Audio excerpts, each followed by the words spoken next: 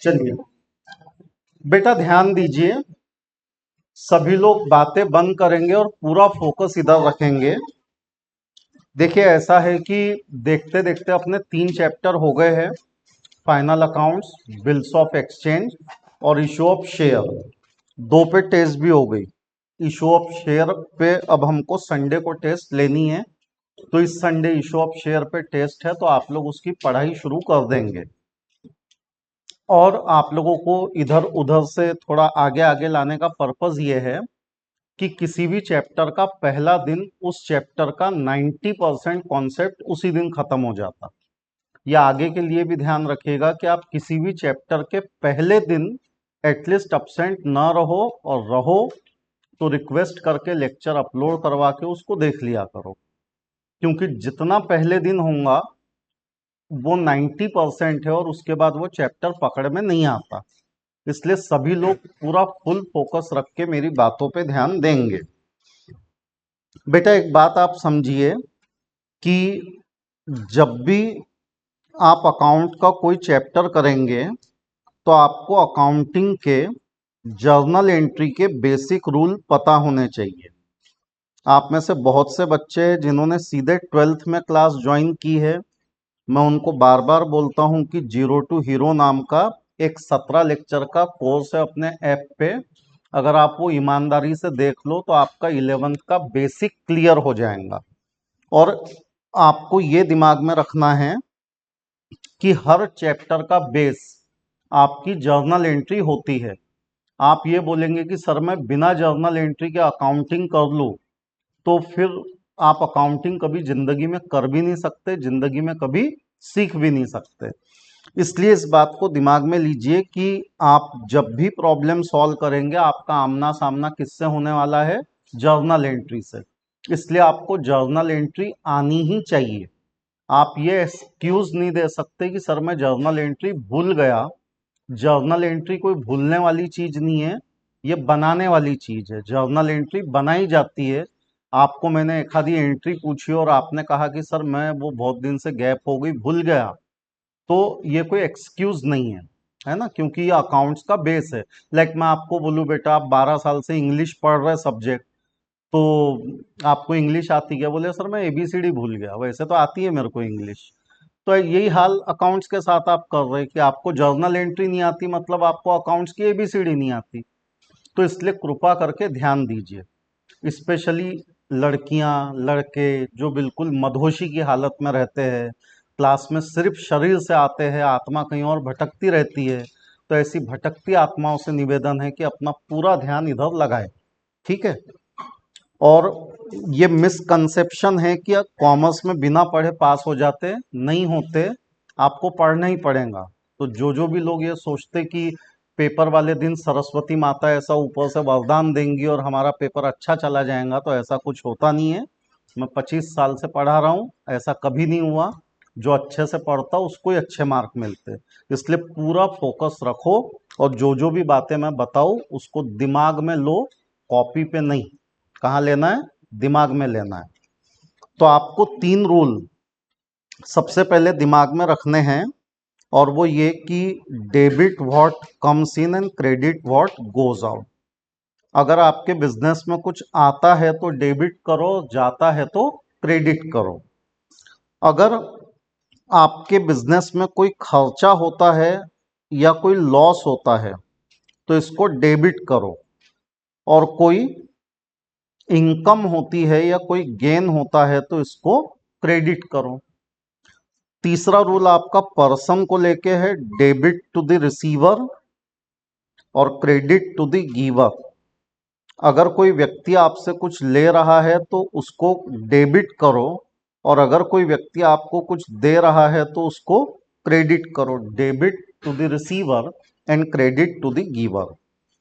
बेटा ये रूल्स आपको कई जगह काम आएंगे, पर जब ये रूल काम नहीं आएंगे तो आपके क्या काम आएगा? तो फिर मॉडर्न रूल आपके काम आएंगे।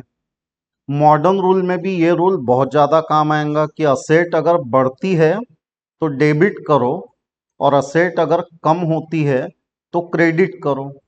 लाइबिलिटी अगर बढ़ती है तो क्रेडिट करो, लाइबिलिटी अगर कम होती है तो डेबिट करो। तो ये रूल्स हैं जो आपको दिमाग में रखने हैं। अब जरा चैप्टर का नाम पढ़िए क्या है। चैप्टर का नाम है डिसॉल्यूशन ऑफ पार्टनरशिप। बेटा डिसॉल्यूशन का मतलब होता है बंद होना। डिसॉल्यूशन का मतलब क्या है? बंद होना। हम किसको बंद करने की बात कर रहे हैं? तो हम पार्टनरशिप फर्म को बंद करने की बात कर रहे हैं। अब मान लो ए और बी ने मिलके एक पार्टनरशिप फर्म खोली और 2 4 5 साल बाद उनके मन में आया कि अब बंद करना है। तो एक दिन दुकान का शटर गिराया, ताला मारा और सामने एक पटिया चिपका दी कि आज से दुकान बंद।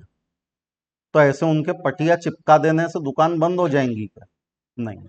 क्यों नहीं बंद होंगी? अपनी दुकान है, अपन ने शटर डाउन किया, ताला मारा और उसके ऊपर पोस्टर चिपका दिया आज से दुकान बंद। तो कौन अपने को रोक सकता? सोचो ना, कौन अपने को रोक सकता? कोई है जो रोकेगा? नहीं नहीं, तेरे को दुकान चालू ही रखनी पड़ेगी। कौन है जो आपको इस तरह से दुकान बंद करने से रोकेगा? नहीं, सभी ने मिलकर सोच लिया। ए और बी दो ही पार्टनर थे और दोनों ने सर्वसम्मति से ये कहा शटर डाउन, दुकान बंद। लेकिन कौन है जो आपको इस तरह से दुकान बंद नहीं करने देगा? हाँ, जो आपकी लाइबिलिटीज है। आपने बैंक से लोन लेके रखा 50 लाख रुपए का, बोले पार्टनरशिप का बिजनेस शुरू करेंगे, और शटर डाउन करके लिख दिया दुकान बंद। तो मेरे को बताइए, वो बैंक वाले चिंता नहीं करेंगे कि यार इन्होंने दुकान बंद कर दी, हमारे 50 लाख कहाँ से आएंगे? या वो क्रेडिटर जिसने आपको उधारी में माल दिया, वो क्रेडिटर चिंता नहीं करेगा कि मेरे पैसों का क्या होगा? इन्होंने तो शटर डाउन करके लिख दिया दुकान बंद। बेटा टिक टिक मत करो, इधर रख दो उसको नीचे, शांत था। बेचारी पेन की भी जान निकलती।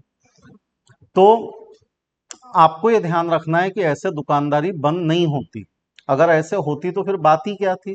मतलब मैं पूरे गांव से उधारी लेता, पूरे गांव से लोन लेता, वो सारा माल डब्बे में डालता और एक दिन शटर डाउन करके बोलता दुकान बंद, है ना? तो दूसरों के पैसों से मैं करोड़पति बन जाता। तो ये कोई इतना आसान गेम नहीं है।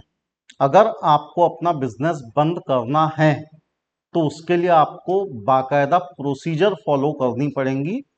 कंपनियों के लिए तो हमारे देश में बाकायदा एक्ट भी है, बैंक्रप्सी कोड के नाम से, जिसके तहत बिजनेस को बंद कैसे किया जाए ये कानून में डिफाइन किया गया है। तो वैसे ही हम यहाँ पे एक पार्टनरशिप बिजनेस बंद करना चाहते हैं। तो बेटा दो तरह से बिजनेस बंद होगा। एक तो बिजनेस बंद होगा ऑन पेपर और एक बिजनेस बंद होगा इन रियलिटी, वास्तविकता में। ऑन पेपर कैसे बंद होगा और कौन उसको बंद करेगा? तो हम सब अकाउंटेंट हैं। अब आप देखिए बेटा, अकाउंटिंग जो है, देखिए हर हर प्रोफेशन में थोड़ी बहुत गलती की गुंजाइश होती है। जैसे वकील 10 केस जीतेगा, 10 केस हारेगा, कॉमन है। डॉक्टर ऑपरेशन टेबल पे 2 4 को बचाएगा, 2 4 को ऊपर पहुंचाएगा, वो अंदर के अंदर ही बात निपट जाती। पर अपना प्रोफेशन ऐसा अकाउंटिंग जहां गलती चलती नहीं। आप मार्केट में जाओ, किसी व्यापारी को बोलो भैया मैं बहुत अच्छा अकाउंटेंट हूँ, आपकी अकाउंटिंग कर दूंगा, 90% एक्यूरेट कर दूंगा, वो रखेगा आपको काम पे? नहीं ना। अकाउंटिंग हमेशा कितने परसेंट एक्यूरेट चाहिए? 100%। और आप क्या करते हैं? सर अकाउंट के पेपर में पासिंग कितना होना बताओ तो, कौन कौन से चैप्टर पढ़ के पास हो जाएंगे? तो फिर आप पास ही हो जाओगे, आप कहीं अकाउंटिंग का काम कभी जिंदगी में कर पाओगे क्या? नहीं। अकाउंटिंग का काम कैसा है? एक्यूरेसी वाला काम है। 100% एक्यूरेसी से ये काम होना चाहिए। तो आप उसमें 1% की भी गुंजाइश नहीं रख सकते। आप ये नहीं बोल सकते कि मैं 99% अकाउंटिंग ठीक करता हूँ, 1% ही गलती करता हूँ। तो वो 1% भी गलती अकाउंटिंग में स्वीकार की जाती नहीं। इसलिए आपको अकाउंटिंग एक्यूरेट ही करनी है, इसको दिमाग में लो। तो ऑन पेपर कौन अकाउंटिंग करेगा? हम ही करेंगे, हम अकाउंटेंट है। तो हमारा ही काम है कि ऑन पेपर हम अकाउंटिंग करें। करना क्या है? तो मैंने शुरू में लिख दिया कि हमको बिजनेस को क्या करना है? बंद करना है। अब अकाउंटेंसी में कोई भी चीज, कोई भी एंट्री बंद कैसे होती है? अभी अभी हमने इशू ऑफ शेयर चैप्टर पढ़ा, उसमें फॉरफीचर की एंट्री पढ़ी, कैंसलेशन एंट्री थी फॉरफीचर। क्या होता था उस एंट्री में? जो पहले क्रेडिट था वो सारा क्या होता था? डेबिट। और जो पहले डेबिट था वो सारा क्या होता था? क्रेडिट। मतलब अकाउंटेंसी में किसी भी चीज को बंद करने का तरीका क्या है कि अगर कोई चीज पहले क्रेडिट है तो उसको बंद करने के लिए डेबिट करो, और अगर कोई चीज पहले डेबिट है तो उसको बंद करने के लिए क्रेडिट करो। यानी अगर आपको किसी भी चीज को बंद करना है तो आपको उल्टा ट्रीटमेंट देना पड़ेगा। तो आप यहां देखिए कि दो पार्टनर है, करण और कमल, उनकी एक पार्टनरशिप फर्म है, दोनों पार्टनरशिप का बिजनेस मिलके कर रहे हैं। वो आपस में जो नफा नुकसान बांटते हैं वो किस रेशो में बांटते हैं? 3:2। तीनों दो 5 होते हैं तो 3/5 और 2/5, ये उनका नफा नुकसान बांटने का रेशो है।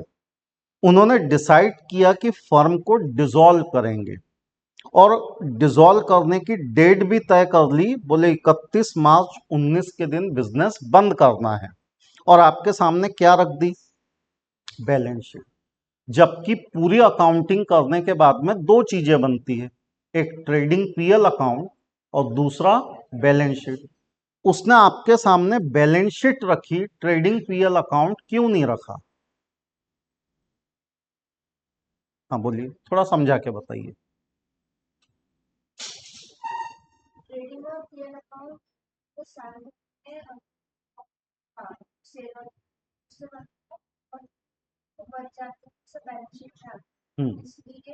बचता अंत में जो है वो सारा बैलेंस शीट में जाता है। देखिए बेटा, पूरी अकाउंटिंग कितनी चीजों पे टिकी है? 5।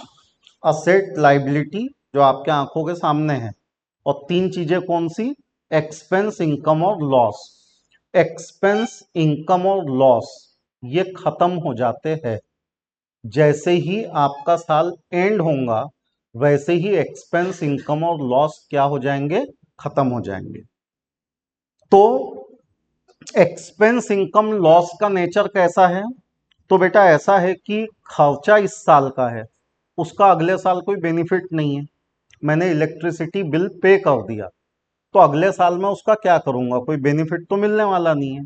मतलब इस साल इलेक्ट्रिसिटी बिल पे हुआ, इस साल की बात इस साल में ही खत्म हो गई।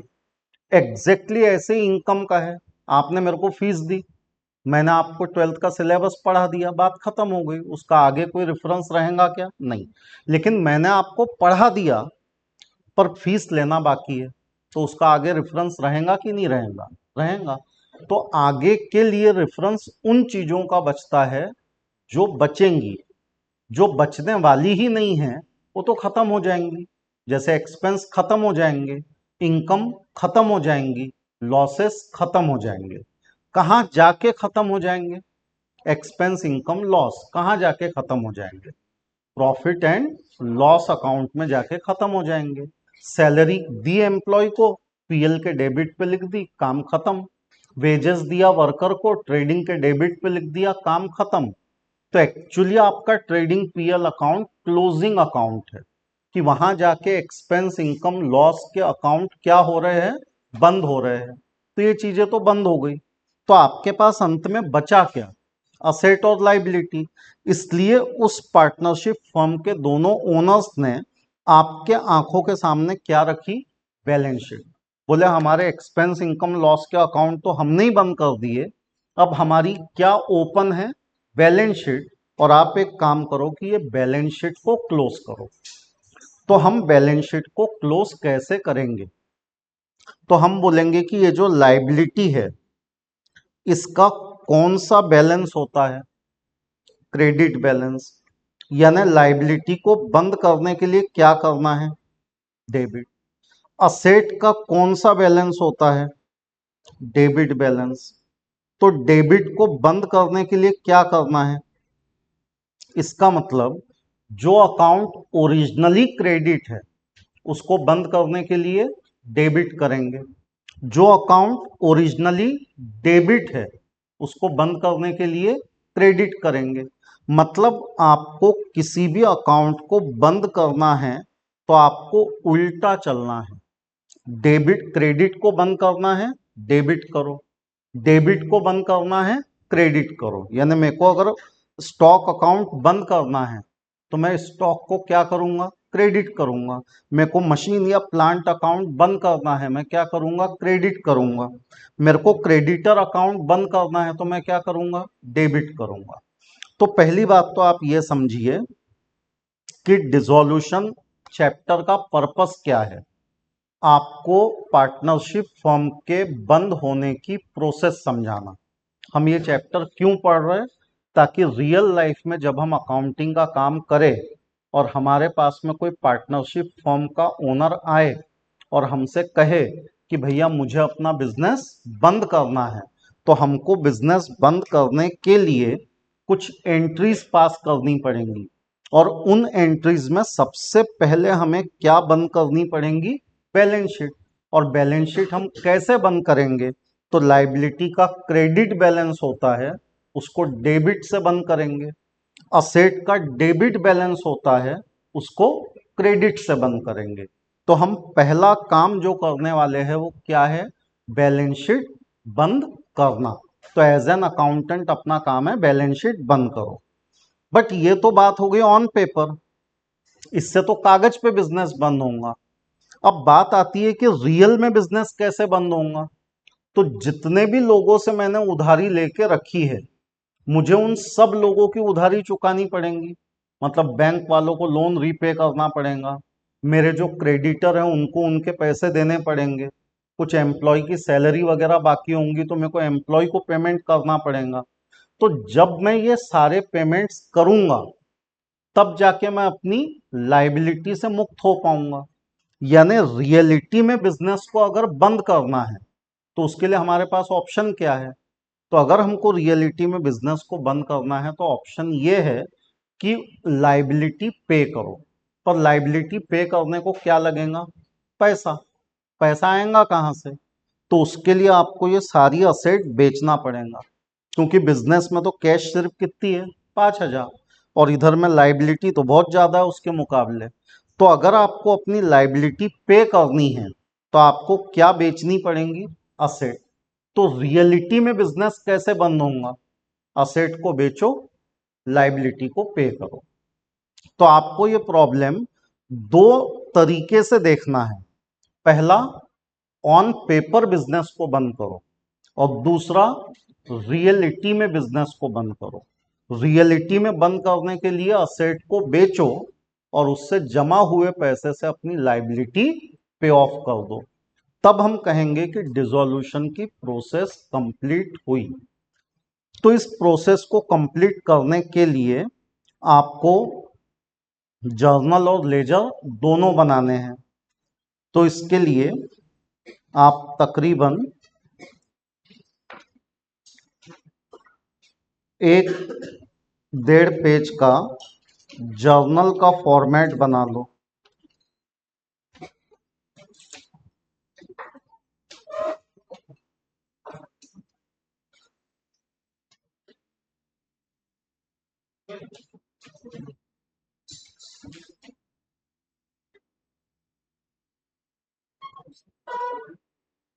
Question number 2,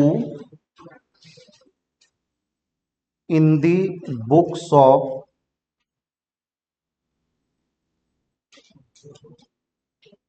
partnership firm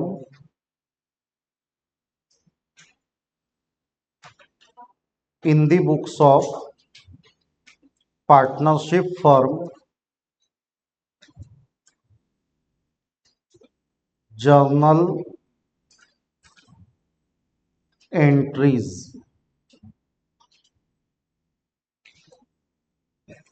in the books of partnership firm journal entries.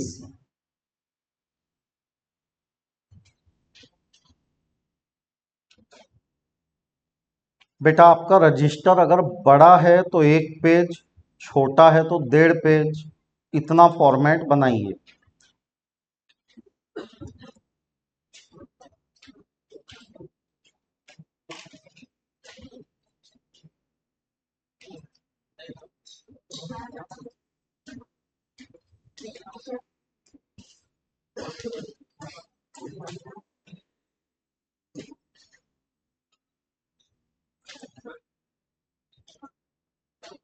Journal के बाद आपको एक फॉर्मेट बनाना है, तकरीबन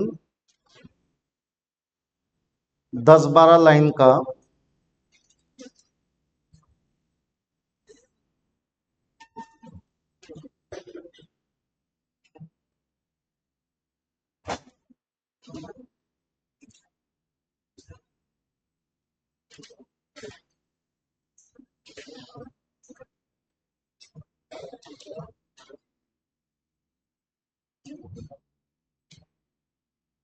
पर्टिकुलर्स,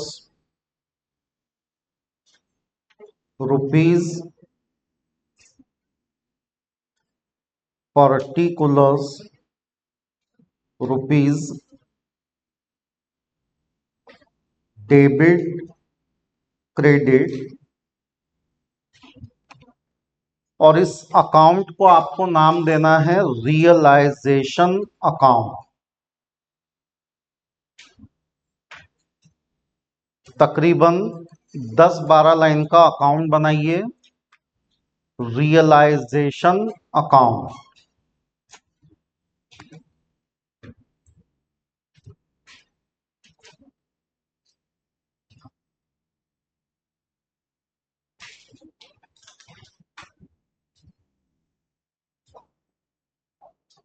फिर रियलाइजेशन अकाउंट के बाद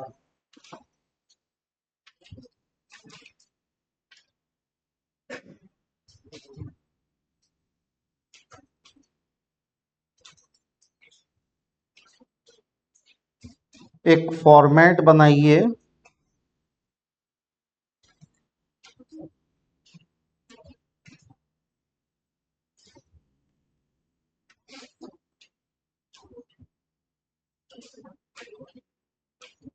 इसको नाम दीजिए, ये 7-8 लाइन का बनाइए, पार्टनर्स कैपिटल अकाउंट।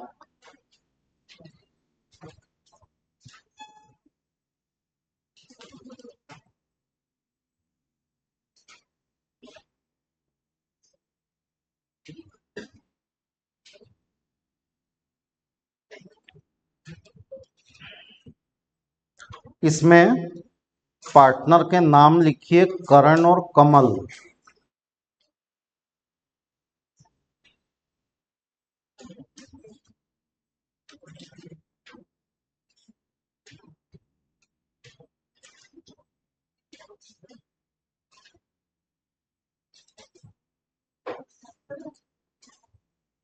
और इसके बाद बनाइए cash oblique bank account.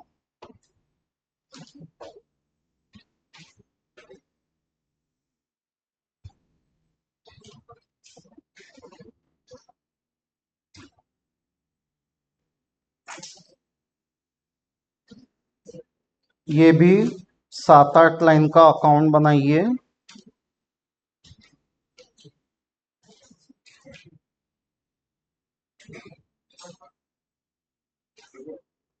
Particulars, rupees, particulars, rupees.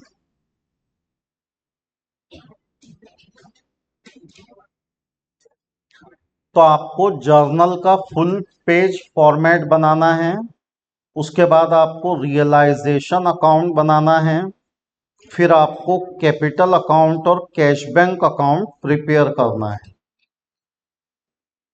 बोलो रेडी है? खुद की स्केल वगैरह लाया करो, उधार की स्केल पे जिंदगी मत बिताओ। बेटा देखो, ये चैप्टर आपको आज के आज ही अपने दिमाग पे लेना है। कॉपी में कम लिखोगे चलेगा, पर वो सारा दिमाग में प्रिंट होना चाहिए, इसलिए एक एक बात समझो।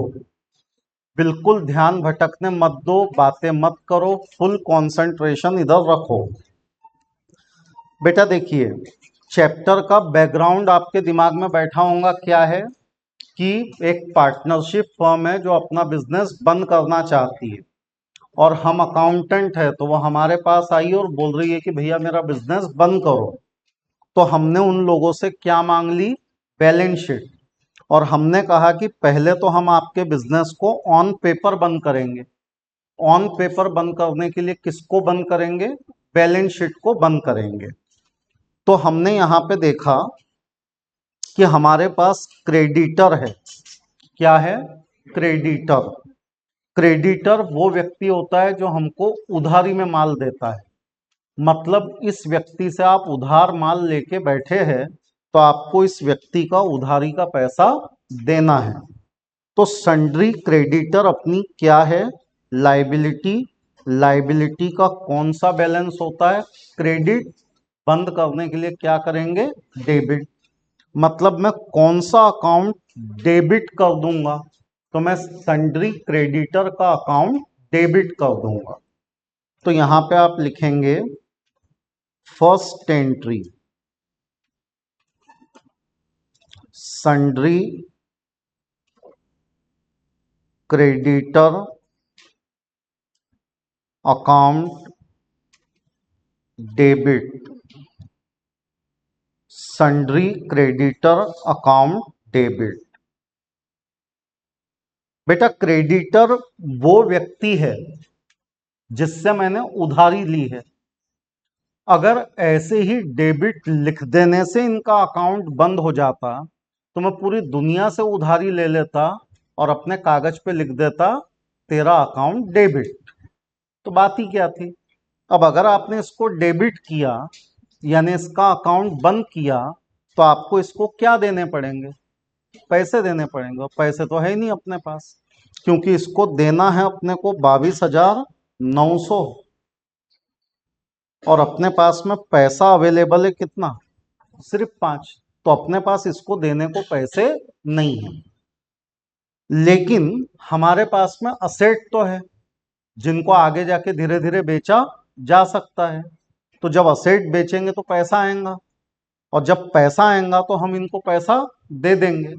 लेकिन फिलहाल अभी के लिए तात्पुरता फॉर द टाइम बीइंग हमको ये अकाउंट बंद करना है। तो हम बोल रहे हैं ऐसा करते, इसको बंद कर देते और एक टेम्पररी अकाउंट में भेज देते। और उस टेम्पररी अकाउंट का नाम हमने क्या रखा है? कितना अच्छा नाम है देखो, रियलाइजेशन।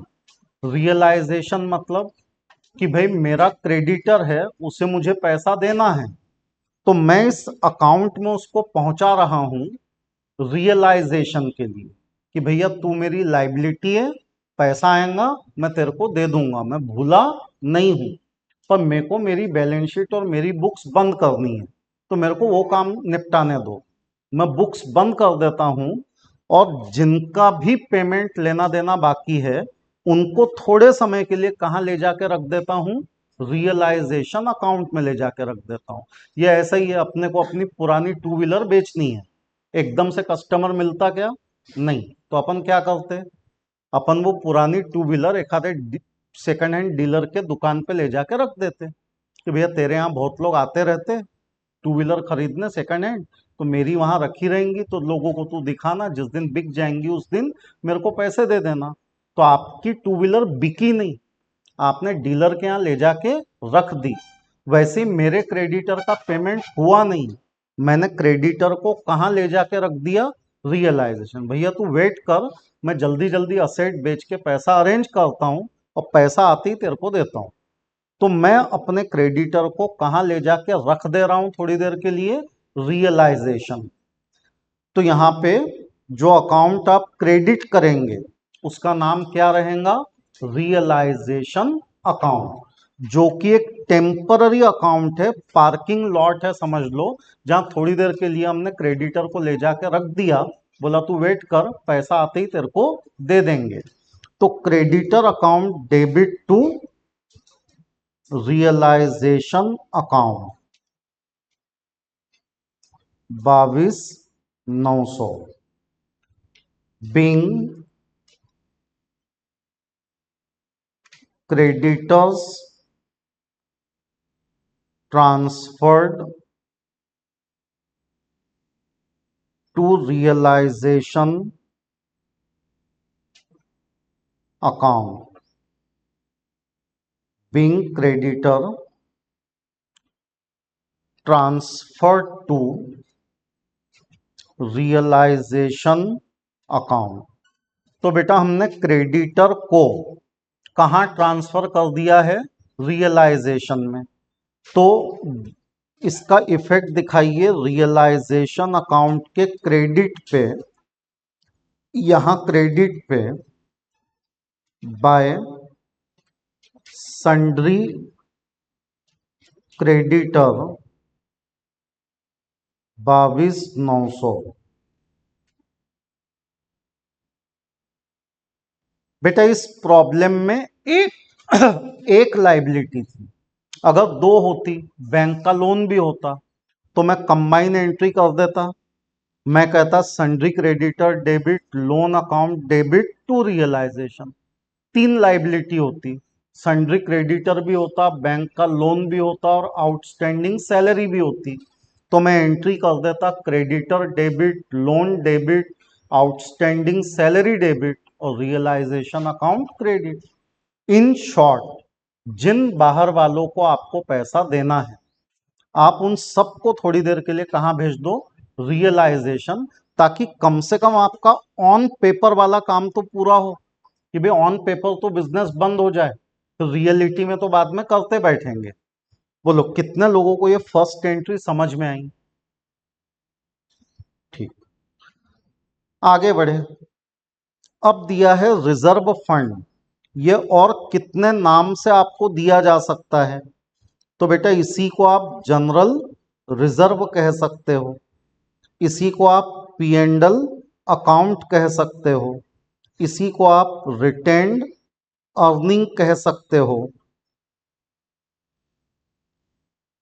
इसी को आप सरप्लस कह सकते हो। सबका एक ही मतलब है। आप इसको रिजर्व फंड बोलो, आप इसको जनरल रिजर्व बोलो, आप इसको पी एंड एल बोलो, आप इसको रिटेन्ड अर्निंग, रिटेन यानी रोकी हुई, अर्निंग यानी कमाई, रोकी हुई कमाई बोलो, या आप इसको सरप्लस बोलो। सबका मतलब क्या है कि मेरे बिजनेस में 5,000 रुपए का प्रॉफिट था, जो कायदे से मुझे अपने ओनर को दे देना चाहिए था, पर मैंने ये प्रॉफिट ओनर को न देते हुए क्या किया? बिजनेस में ही रोक लिया। अब ये पैसा बिजनेस में क्यों रोका जाता है? ये जो पैसा है ये क्यों रोक के रखा था? ओनर को दे क्यों नहीं दिया था? रोका क्यों था? ताकि आगे जाके बिजनेस को इस पैसे से डेवलप किया जाए। पर अब तो हम बिजनेस को बंद करने की बात कर रहे हैं, यानी जो पैसा हमने बिजनेस के डेवलपमेंट के लिए रोक के रखा था, अब बिजनेस बंद ही कर रहे हैं, तो पैसा कोई काम आने वाला है क्या? नहीं। तो ये किसका पैसा रोक के रखा था आपने? ओनर का। तो स्वाभाविक बात है कि ये पैसा किसको वापस दे दो? ओनर को वापस दे दो। जिसका पैसा है अंत में उसको वापस दे दिया जाए। तो हम ये पैसा ओनर को वापस दे देंगे। बेटा लायबिलिटी हमेशा क्या होती है?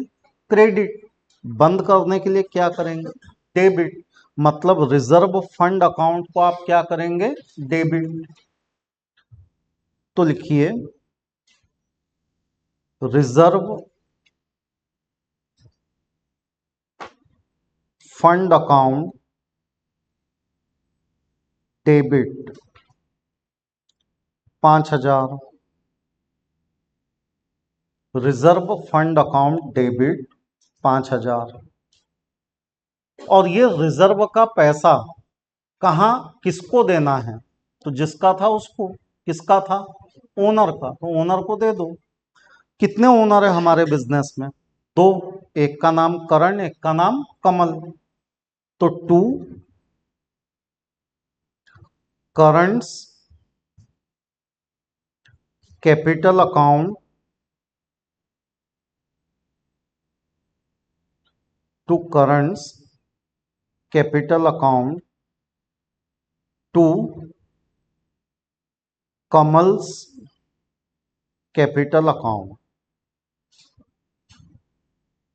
अब अगर ये 5,000 रुपये हमको दोनों के बीच में बांटने हैं तो इसका एक रेशो तय है, और वो रेशो आपको शुरुआत में ही दिया है। कितना दिया है? 3:2, मतलब 3/5 और 2/5। बांटने के बाद 3 और 2। कैसे बांटा? तो 5,000 को मल्टीप्लाई कर दिया 3/5 से, डिवाइड किया 1,000 आए, 3 से मल्टीप्लाई किया 3,000 आए। 5,000 का 2/5 लिया, डिवाइड किया 5 से, 1,000 आए, मल्टीप्लाई किया 2 से, 2,000 आए। ऐसे हमने 3:2 में ये पैसा बांटा। Narration being benefit of reserve fund given to partners, being benefit of reserve fund is given to partners। अब बेटा हमने अब तक बाहर वालों को ही पेमेंट नहीं किया, तो ओनर का तो नंबर सबसे आखिरी में लगता, क्योंकि जब तक आप बाहर वालों का पैसा नहीं देते तब तक आप किसको पैसा नहीं दे सकते? ओनर को। तो इसलिए मैंने ओनर का अकाउंट ओपन रखा है। अगर आप देखेंगे तो मैंने रियलाइजेशन के बाद जो अकाउंट बनाया है वो पार्टनर का कैपिटल अकाउंट है। तो मेरा लॉजिक ये है कि जब तक मैं बाहर वालों का फाइनल पेमेंट ना कर दूं, ओनर का तो कर ही नहीं सकता, इसलिए मैंने ओनर का अकाउंट अभी ओपन रखा है। तो ये रिजर्व का पैसा मैं किसके अकाउंट में भिजवा दूंगा? ओनर के, कि भाई ये रिजर्व तुम्हारा था, तुम रख लो। लेकिन रख लो का मतलब तो पैसे मिलना चाहिए, पर अभी अपने पास पैसे है नहीं, तो हम पैसे के बजाय उनको क्या दे रहे हैं? तो पैसे के बजाय हम उनको क्या दे रहे हैं? बेनिफिट, कि भाई ये पैसा हम तुम्हारे खाते में क्रेडिट यानी जमा कर रहे हैं, जिस दिन वाकई में पैसे आ जाएंगे तुमको भी दे देंगे। तो आप ये पैसा कहाँ जमा कर रहे हो? तो आप ये पैसा ओनर के अकाउंट में जमा कर रहे हो। तो रिजर्व फंड डेबिट और इन दोनों का अकाउंट क्रेडिट। 2 लाइन छोड़ के लिखो, बाय रिजर्व फंड अकाउंट 3:2, 3,000, 2,000। तो हम रिजर्व फंड का पैसा अपने ओनर को देना चाहते हैं, तो पैसा है नहीं, तो कम से कम बेनिफिट तो दे सकते। तो किसी भी व्यक्ति का अकाउंट क्रेडिट करना यानी उसको बेनिफिट देना, और किसी भी व्यक्ति का अकाउंट डेबिट करना यानी उससे बेनिफिट लेना। तो हम ये बेनिफिट दे रहे, स्वीकार कर रहे कि भाई रुक जाओ, पैसे आने दो, बाहर वालों का बांटने दो, बचे तो तुमको दे ही देंगे। तो फिलहाल ये पैसे हमने उनके खाते में लिख के रख दिए। फिर आगे बढ़े तो आगे आपकी लायबिलिटी में दिया है कैपिटल अकाउंट करण का और कमल का। बेटा ये जो करण और कमल का कैपिटल अकाउंट है, ये हमने बंद किया कि ओपन रखा?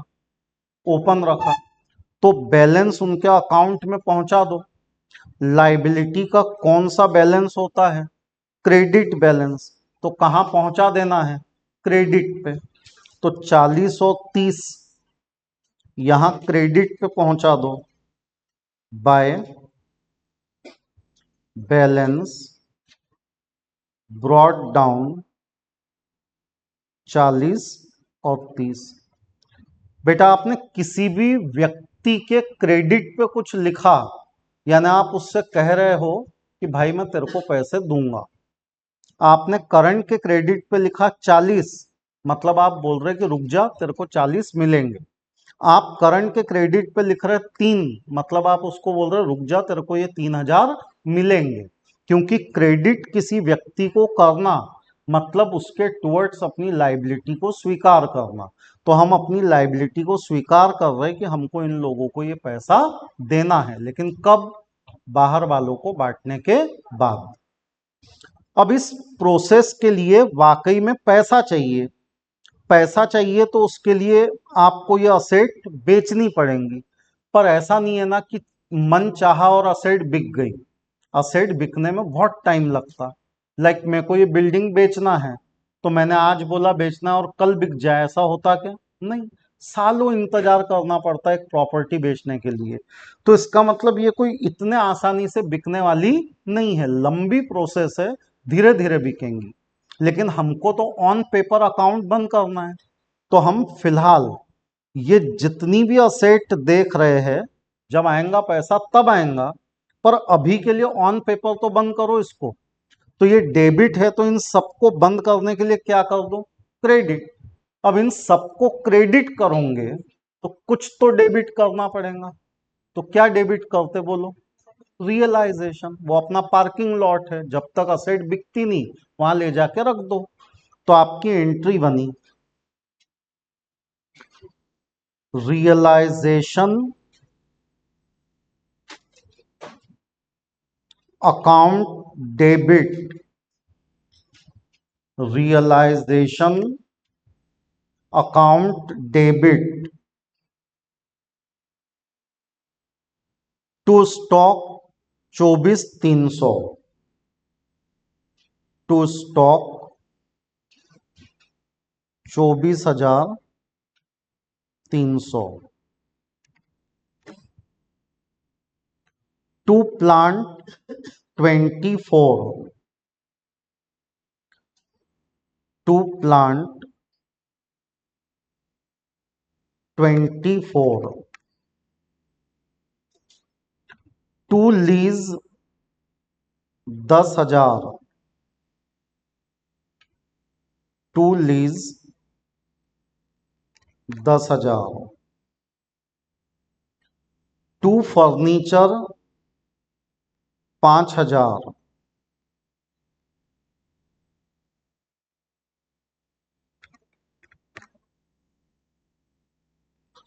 To debtor 29,600।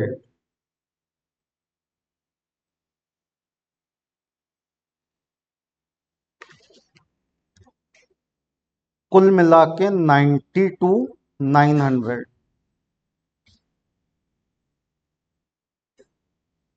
being assets transferred to realization account। being asset transferred to realization account। हम असेट को कहां भेज देंगे? रियलाइजेशन अकाउंट में। तो बेटा रियलाइजेशन अकाउंट के डेबिट पे लिख दो to stock 24,300। To stock 24,300। To plant 24। To lease 10,000। To furniture 5,000। To debtor 29,600। कुल मिला के 92,900।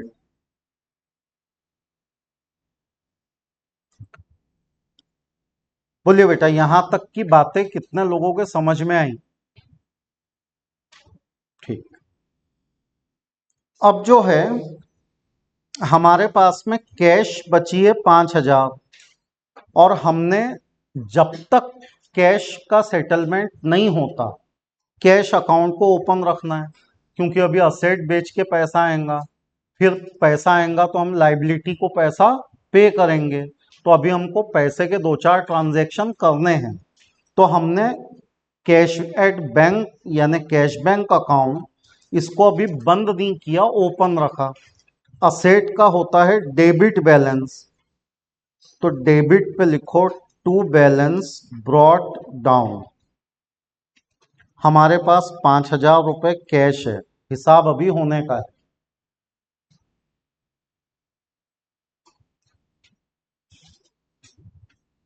बेटा ये हमने क्या किया, हमने ऑन पेपर बैलेंस शीट बंद की, यानी कम से कम दिमाग से एक टेंशन गया कि भाई ये बिजनेस आज से कागज पे तो बंद है, अब हम कोई नया लेन देन नहीं करेंगे, बस जो पुराना है उसको सेटल करने की कोशिश करेंगे। तो इतना करने से ये बात पक्की हो गई कि ऑन पेपर ये बिजनेस आगे कुछ नया नहीं करने वाला, अब उनको सिर्फ असेट बेच के अपनी लाइबिलिटी को पे करना है। अब बेटा असेट जो है वो जिस रेट पे बुक्स में दिख रही है उसी रेट पे बिक जाए ऐसा तो जरूरी नहीं है, तो स्वाभाविक बात है कि ये रेट थोड़े कम ज्यादा हो सकते हैं। तो उन्होंने दिया कि हमने लीज बेची। लीज क्या होती है, तो आपने लंबे समय के लिए किसी से जगह रेंट पे ली थी, आप दुकानदारी चला नहीं पाए तो वो जगह आपने किसी और को ट्रांसफर कर दी। तो लीज मतलब लैंड एंड बिल्डिंग, पर खुद की नहीं, लंबे समय के किराए वाली। तो आप नहीं ले काम कर पा रहे थे उस पर तो दूसरे को दे दी। तो हमारे बुक्स में वो लीज कितने की थी, 10 की, और बिकी कितने में, 10,720, यानी फायदे में बिकी। पर इस चैप्टर में आपको फायदा नुकसान नहीं देखना है। क्यों नहीं देखना है वो 5 मिनट में आप समझ जाएंगे। तो बेटा ये जो लीज है ये 10,720 रुपए की लीज है जो मैंने बेच दी थी, 10 की, बिकी मुकाबले उसके 720 रुपए ज्यादा में, यानी मेरे को 720 रुपए का इस पे क्या हो गया, प्रॉफिट। पर मुझे प्रॉफिट को इग्नोर करना है, मेरे को सीधे सीधे ये देखना है कि कितने में बिकी। अगर वो बिकी तो पैसा आया, कैश बैंक अकाउंट डेबिट, तो यहां पे लिख दो असेट बेच के पैसा आया, कैश बैंक अकाउंट डेबिट। लेकिन बेटा असेट अकाउंट तो हमने बंद कर दिया, हमारे पास में लीज नाम का जो अकाउंट था वो लीज नाम का अकाउंट कहां जाके बंद हो गया है, रियलाइजेशन। तो स्वाभाविक बात है अब आप लीज अकाउंट को तो क्रेडिट कर नहीं सकते, तो फिर क्रेडिट करने को एक ही अकाउंट बचता है, कौन सा, रियलाइजेशन। कि भाई मैंने असेट वहां ले जाके रखी थी ताकि एक दिन बेचूं, रियलाइज करूं तो वहां एंट्री कर दूं। तो अब मैंने अपनी लीज को रियलाइज कर दिया, तो कौन सा अकाउंट क्रेडिट हो गया, रियलाइजेशन। ब्रैकेट में लिखो 10,720 रुपए लीज। फिर वापस यहां आओ, कहता है फर्नीचर हमने कितने में बेचा, 6,000। हमारे पास फर्नीचर कितने का है, 5। बेटा 5 का फर्नीचर 6 में बिका, कितने का प्रॉफिट है, 1,000। पर हमको अभी फिलहाल प्रॉफिट को क्या करना है, इग्नोर करना है। हम बोलेंगे फर्नीचर 6 में बिका, यानी पैसा आया बैंक डेबिट और फर्नीचर गया, तो आपका रियलाइजेशन अकाउंट क्रेडिट। तो लिखो 6,000 फर्नीचर, सबकी एक जैसी एंट्री बन रही, बैंक डेबिट और रियलाइजेशन क्रेडिट। फिर 15,300 रुपए में स्टॉक बिका।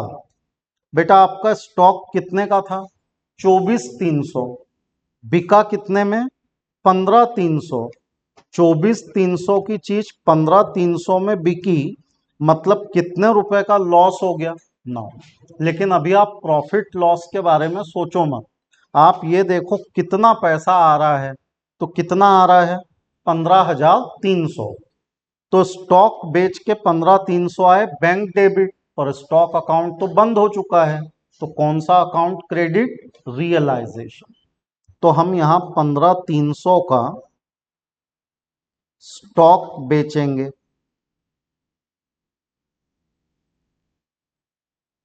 फिर आगे बढ़िए, कहता है डेटर रियलाइज 24,500। ये मेरे डेटर है 29,600 के। कहता है इनसे मुझे मिल रहा है केवल 24,500, यानी 5,100 रुपए का नुकसान। तो मुझे डेटर से पैसा मिला, मैंने कहा बैंक डेबिट, और कौन सा अकाउंट क्रेडिट? रियलाइजेशन। तो मुझे डेटर से 24,500 मिले,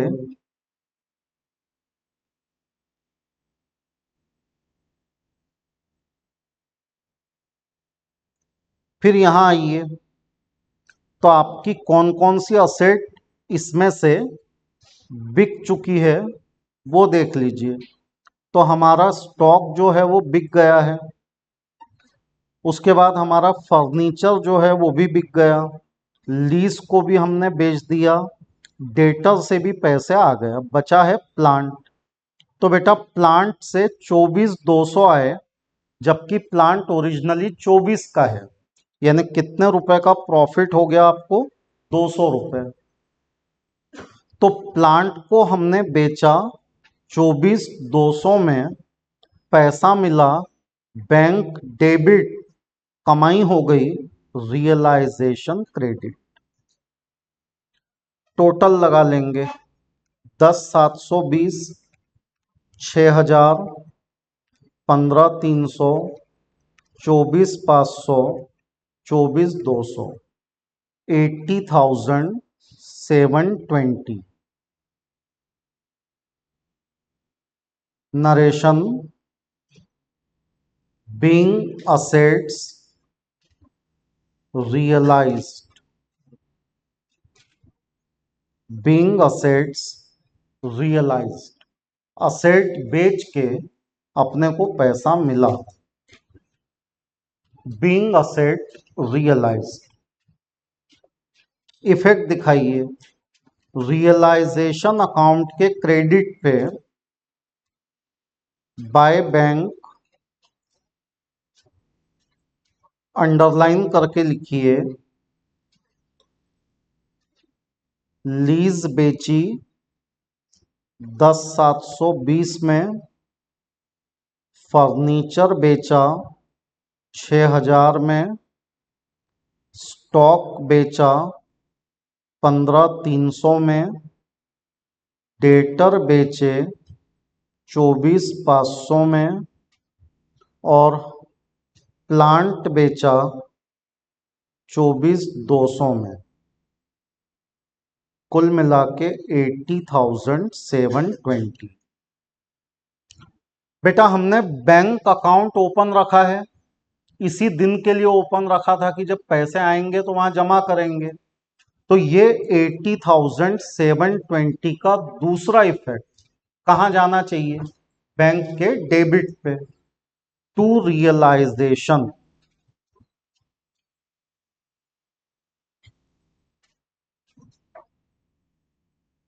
$80,720 ब्रैकेट में लिखिए असेट सोल्ड, 80,720 हमने असेट बेची। तो बेटा आप समझ रहे कि मैकेनिज्म क्या है? पहले ऑन पेपर अकाउंट बंद करो, फिर असेट को बेच के पैसे जमा करो, और वो जमा पैसे से बाहर वालों का पेमेंट करो। तो पढ़ो आगे क्या लिखा है। बाहर वाले में अपने पास एक ही व्यक्ति है जिसका नाम क्या है? क्रेडिटर। कहता है हमने क्रेडिटर को 22,000 रुपये फुल सेटलमेंट में दे दिए। हमें अपने क्रेडिटर को कितना पैसा देना था? 22,900। दिए कितने? 22। कितने का फायदा हुआ? 900 रुपए का। तो अपने को 900 रुपए का फायदा हुआ।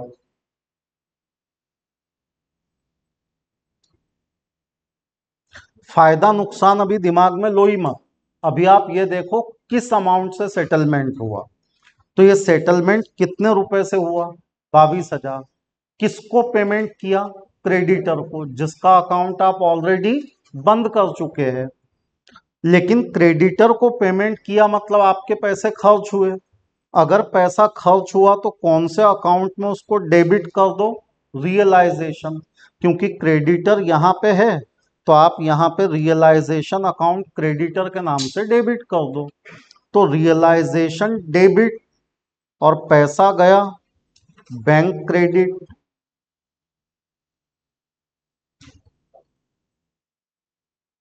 दोनों की एंट्री होगी। Realisation account debit to bank. Realisation debit to bank 22,000 being payment made to creditor, being payment made to creditor। हमने क्रेडिटर को पेमेंट किया। Realisation account debit to bank, यह है आपका रियलाइजेशन अकाउंट। बेटा इसके डेबिट पे लिखो टू बैंक, ब्रैकेट में लिखो क्रेडिटर पेड 22,000, और ये पैसा आपके बैंक में से गया। यहां डेबिट तो आपके बैंक अकाउंट में क्रेडिट। तो बैंक अकाउंट के क्रेडिट पे लिखो बाय रियलाइजेशन अकाउंट, ब्रैकेट में लिखो क्रेडिटर पेड 22,000। क्या क्या किया?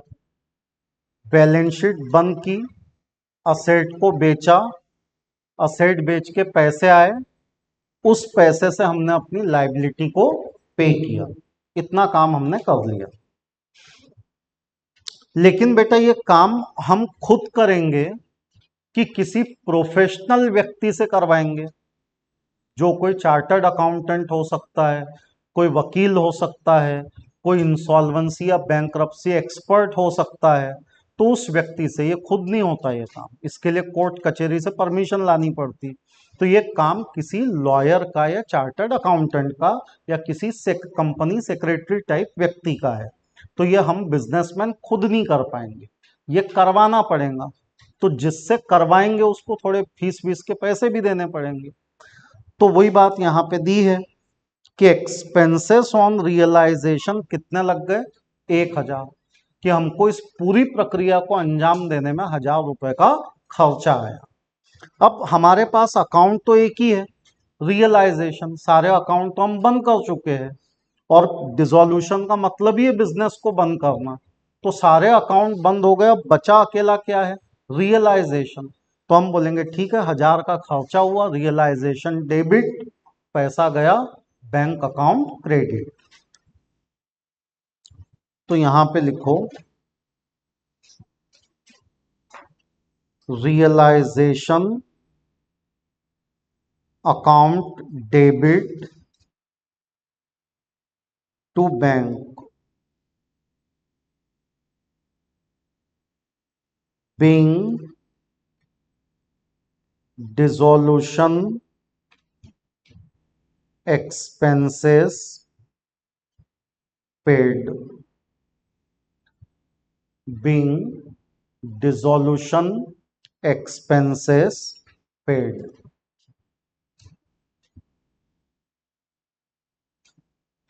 बेटा हमने दोनों अकाउंट ओपन किए हैं, रियलाइजेशन भी और बैंक भी, और हमारे 1000 रुपए खर्च हो गए, यानी -1000 खर्चा बढ़ा। तो मैं कहूंगा realisation account debit to bank, dissolution expense 1000, realisation account debit to bank, dissolution expense 1000।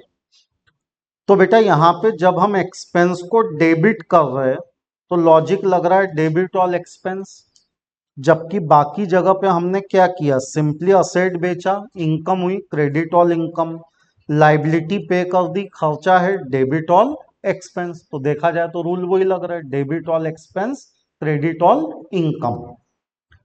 यहां डेबिट बैंक में credit by realisation account, bracket में लिखो डिसोल्यूशन एक्सपेंस 1000।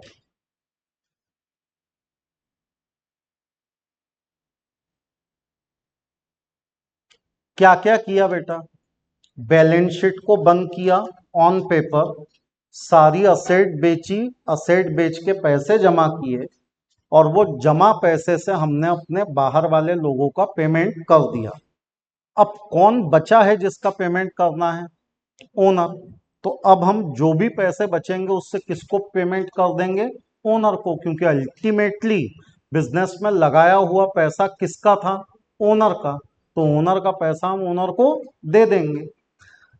इसके लिए हम अपने रियलाइजेशन अकाउंट को बंद करेंगे, डेबिट पे टोटल लगाएंगे,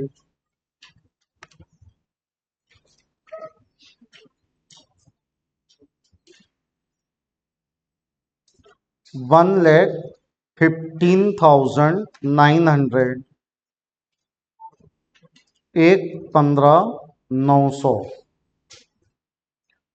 उसमें से ये माइनस करेंगे,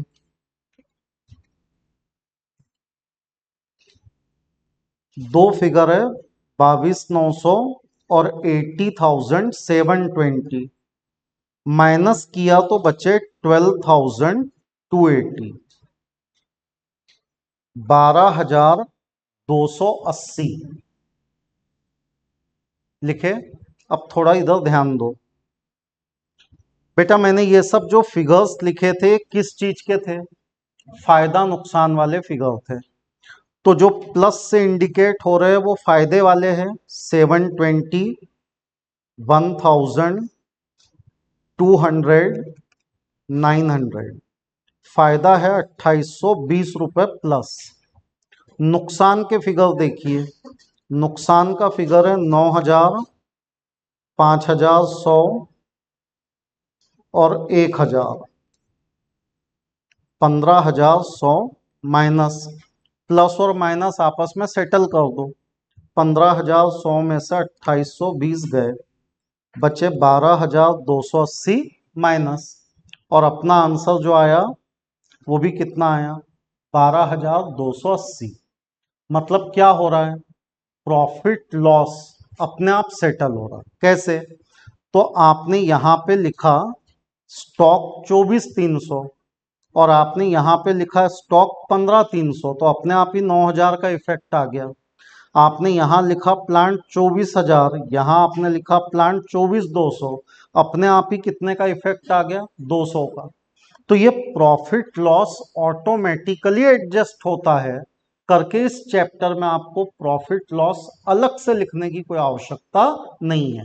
अकाउंट बनाया ही ऐसा गया कि वो अपने आप ही एडजस्ट हो जाए, और वो आपको दिख भी रहा है कि ये सारे फिगर प्रॉफिट लॉस के ही थे।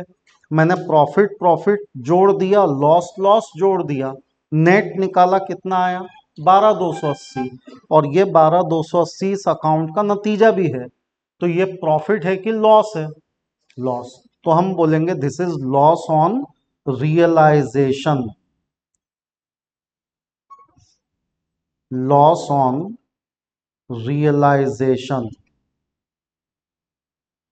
बेटा ये रियलाइजेशन की प्रोसेस पे अपना लॉस है, मतलब ये जो मैंने बिजनेस बंद करने का तामझाम किया इसमें मेरे को नुकसान हुआ क्योंकि मेरे को असेट कम कीमत में बेचनी पड़ी।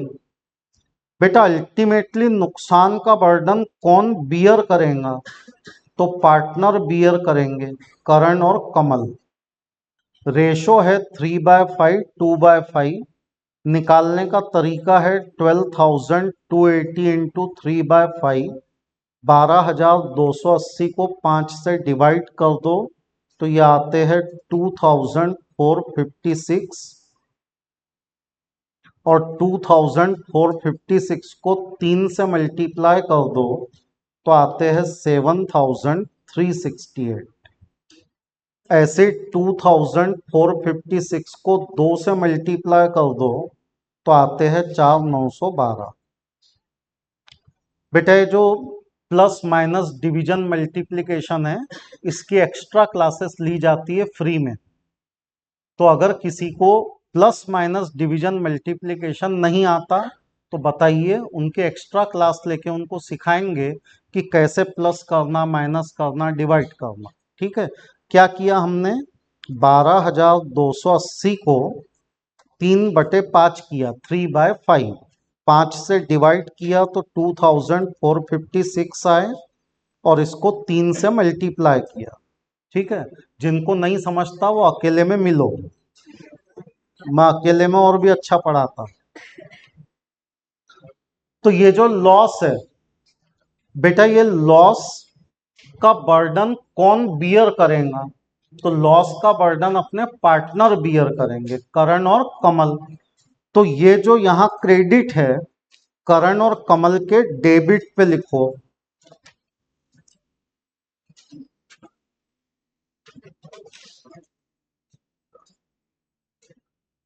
टू रियलाइजेशन अकाउंट, ब्रैकेट में लिखो लॉस 7,368 और 4,912। बेटा आपका अकाउंट खुद आपको एंट्री बताता है। आप ये अकाउंट देखो, करंट डेबिट, कमल डेबिट और रियलाइजेशन अकाउंट क्रेडिट, तो एंट्री बन गई Karan's capital account debit 7,368, Kamal's capital account debit 4,912 to realisation account 12,280। Being loss on realisation transferred, being loss on realisation transferred. बेटा आप में से कोई बताएगा कि अब कौन सा आखिरी काम बचा है? एक काम बचा है अभी भी, वो क्या बचा है? ओनर को पैसा देना। अब हमने बाहर वालों का पेमेंट कर दिया, असेट बेच दी, सब हो गया, अब ओनर को पैसा देना बचा है। उसके लिए ओनर का अकाउंट बंद करो। 43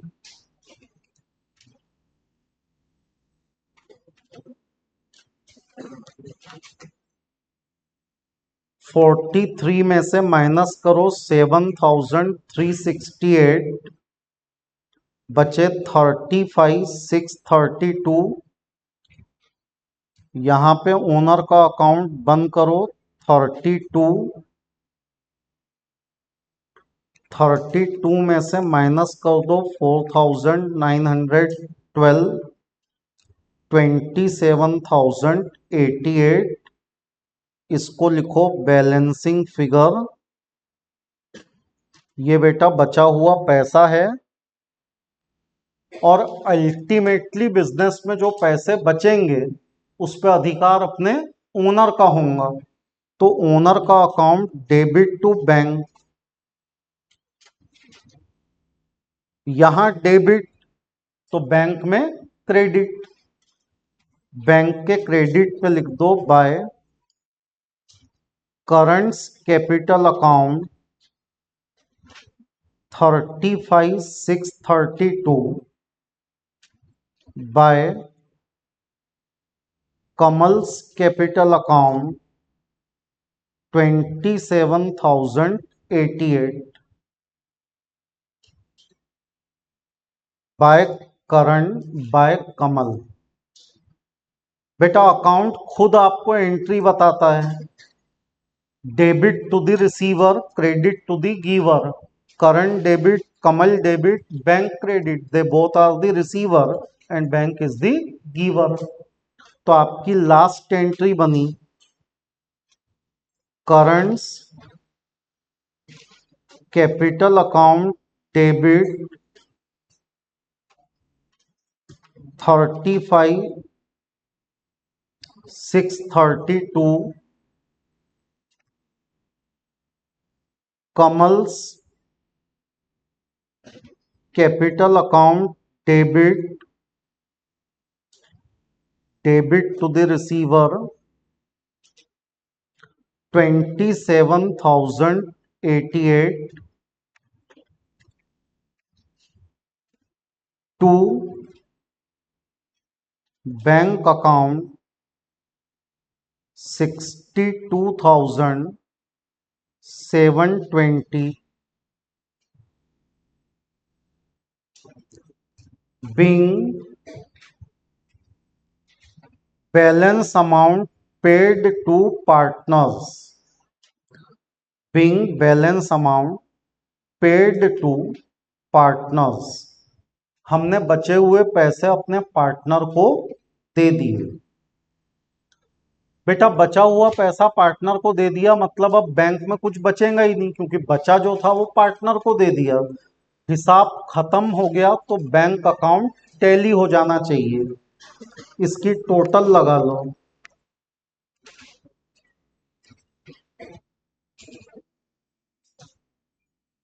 दोनों तरफ सेम टोटल आती है 85,720 और 85,720, दोनों तरफ टोटल सेम 85,720। बोलो बेटा कितने लोगों को समझ आया ये, बाकी कर लेते।